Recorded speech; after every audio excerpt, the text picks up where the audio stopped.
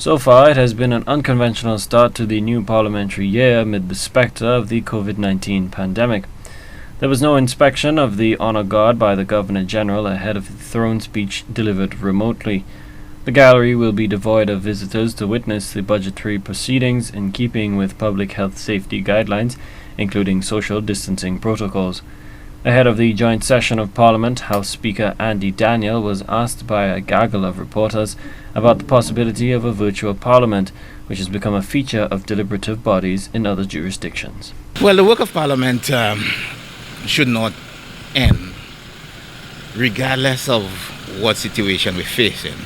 I'm not saying that Parliament must meet every day, but I'm saying that the work of Parliament should not end, because Parliament is the institution that represents the collective decision of the people many years ago.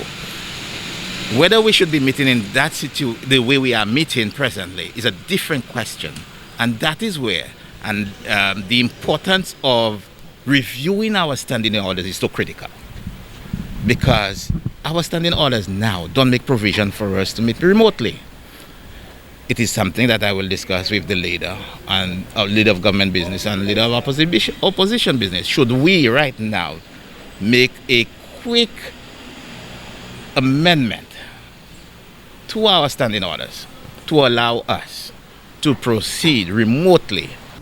Last week, British MPs in the UK approved proposals for a virtual parliament, which would allow 120 members of the House of Commons to participate in proceedings remotely.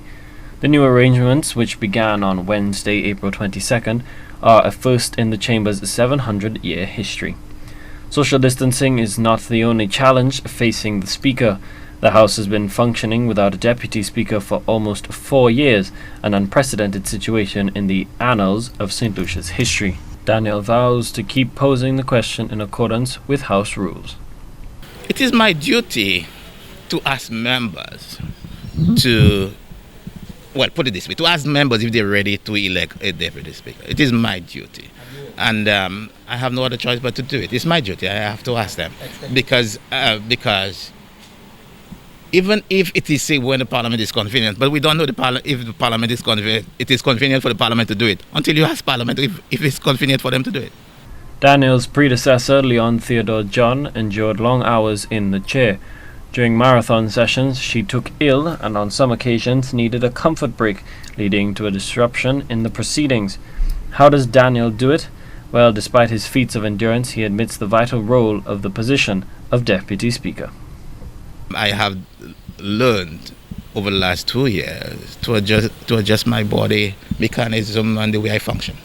So I'll tell you, it has not been difficult. I will say, whether or not there is need for a Deputy Speaker, at the end of the day, it will be up to the members to decide that.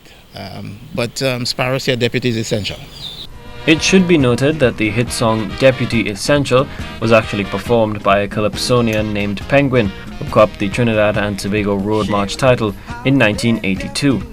The post of Deputy Speaker has been vacant since 2016, when Castries Central MP Sarah Flood-Bobran stepped down from the post to become the minister responsible for the Ministry of External Affairs. A war of words on statutory construction ensued, with Prime Minister Alan Chastanet arguing that the House and not the majority governing side is responsible for the selection. Attorney-at-law Martinus Francois has since filed a constitutional motion in the courts over the House of Assembly's failure to appoint a Deputy Speaker. Colby DeVoe, HTS News Force.